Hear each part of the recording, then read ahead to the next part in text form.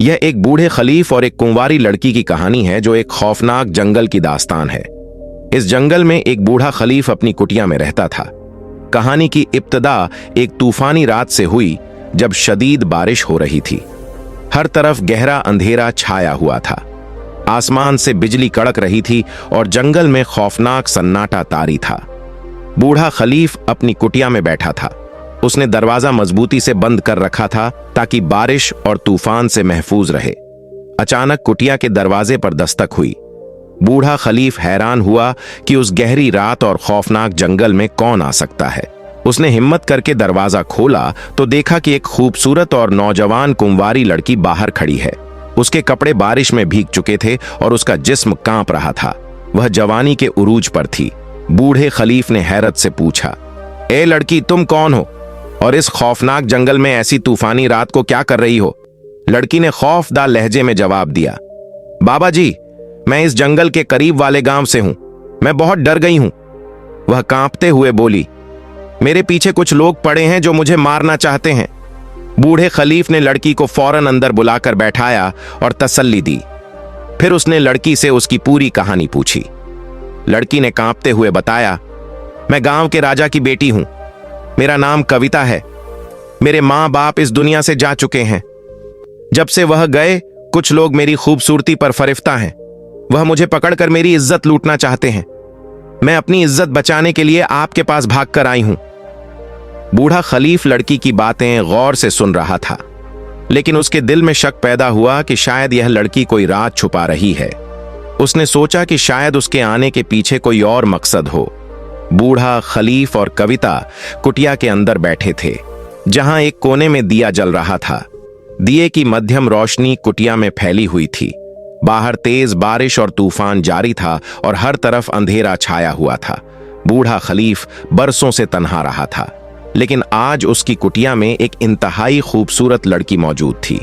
वह खुद को रोकने की कोशिश कर रहा था कि कहीं कोई गलती ना हो जाए।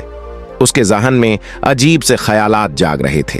अचानक कविता बोली, बाबा जी, मैं बहुत डरी हुई हूं। क्या आप मुझे आज की रात अपनी कुटिया में पनाह देंगे?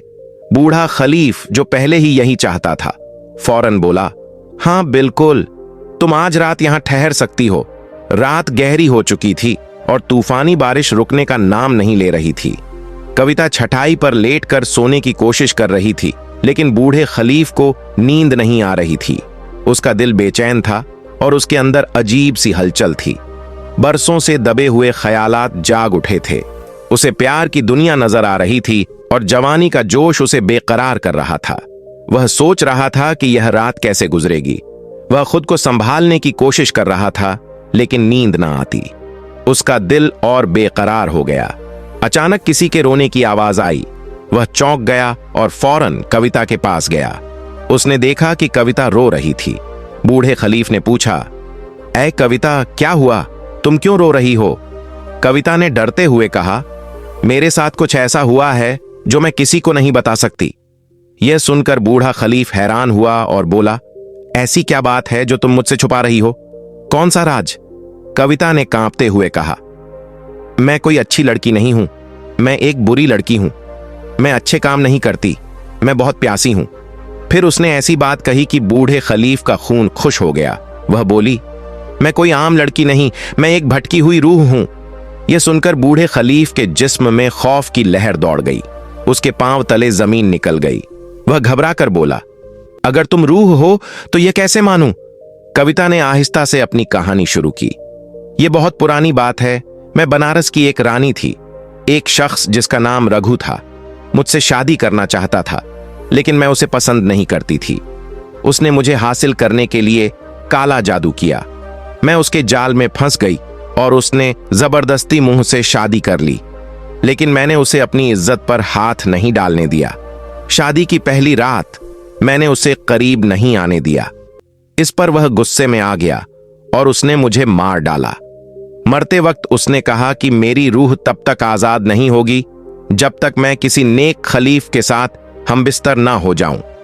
यह सुनकर बूढ़े खलीफ का दिल जोर जोर से धड़कने लगा। कविता ने उसका हाथ पकड़कर कहा, मैं सच कह रही हूं, अगर तुम आज रात मेरे साथ ना सोए तो मैं हमेशा इस जंगल में भटकती रहूंगी और मेरी रूह को कभी सुकून नहीं मिलेगा। कविता अपने नरम हाथों से उसे छू रही थी, लेकिन बूढ़ा खलीफ परेशानी में था। इतने में बाहर से एक भयानक आवाज आई। बूढ़ा खलीफ फौरन उठा और कुटिया के बाहर आया। उसने पलटकर कुटिया के अंदर देखा, लेकिन सविता खामोश खड़ी थी। अचानक एक साए ने करीब आकर गरजदार आवाज में कहा, मैं वही हूं जिसने इस लड़की को तुम्हारे पास भेजा। ये वही साया था जिसने काला जादू किया था। साया हंसने लगा और बोला, बूढ़े खलीफ, तुम मेरे जाल में फंस चुके हो, अब तुम भटक चुके हो। बूढ़े खलीफ ने कहा, तुम्हारा काला जादू मुझ पर नहीं चलेगा। तुमने सोचा कि मैं खूबसूरत लड़की देखकर भटक जाऊंगा, लेकिन नहीं। यह सुनकर कविता ने नजरें झुका लीं, जैसे वह शर्मिंदा हो। साया चीखा और बोला, तुम्हारे अंदर भी इंसानों वाले जज्बात हैं, तुम मेरे जाल से नहीं बच सकते। बूढ़े खलीफ ने आंखें बंद की, ऊपर देखा और फिर बोला, ऐ शैतान, मैं तुम्हारे फरेब में नहीं आऊंगा। वह सोचने लगा कि वह क्या कर रहा था। क्या वह इस साए को हरा पाएगा? क्या कविता आजाद हो सकेगी, या यह काला जादू सब पर भारी पड़ेगा? उसने कविता से कहा, अपने अंदर झांक कर देखो कि तुम क्या करने वाली थी। मैंने कभी किसी की तरफ बुरी नजर से नहीं देखा। तुम मेरी इज्जत क्यों खराब करना चाहती थी? यह सुनकर साया जोर से हंसा और बोला, बूढ़े खलीफ, अब बहुत देर हो चुकी है। कविता ने बूढ़े खलीफ की तरफ देखा और आहिस्ता से बोली, मुझे नहीं मालूम कि सही क्या है और गलत क्या। मैं बस इतना जानती हूं कि मेरी रूह को सुकून चाहिए। बूढ़े खलीफ ने नरमी से कहा, तुम्हें अपनी रूह के लिए नहीं, खुद के लिए जीना होगा। यह जंग तुम्हें खुद लड़नी है। कविता चौंक गई। उसने गहरी सांस ली और बोली, तुम ठीक कहते हो, यह मेरी जंग है और मैं खुद लड़ूंगी। उसने आंखें बंद की और सुकून की तलाश शुरू की। अचानक साया दहाड़ा। कविता ने मजबूत लहजे में कहा, हां, मैं तैयार हूं, तुम भी तैयार हो जाओ। उसने अपना हाथ उठाया और साए को पकड़ने की कोशिश की। जैसे ही उसने साए को छुआ, तेज हवा चलने लगी और साया हवा में उड़ने लगा। वह खुद को बचाने के लिए तड़प रहा था, लेकिन बच ना सका। कविता ने हौसले से उस साए को नेस्तो नाबूद कर दिया। जब सब खत्म हुआ, उसने आंखें खोलीं और बूढ़े खलीफ को अपने सामने पाया। उसकी आंखों में शर्मिंदगी थी और उसे अपनी गलती का एहसास हो गया था। वह बूढ़े खलीफ के कदमों में गिर पड़ी और बोली, मुझसे बड़ी गलती होने वाली थी, आपने मुझे बचा लिया। मैं दिल से आपकी शुक्रगुजार हूं। बूढ़ा खलीफ मुस्कुराया और बोला, कोई बात नहीं, अब तुम यहां से जा सकती हो। कविता ने सर झुकाया, आंखों में आंसू लिए और खामोशी से जंगल से निकल गई। उसकी रूह हमेशा के लिए आजाद हो गई।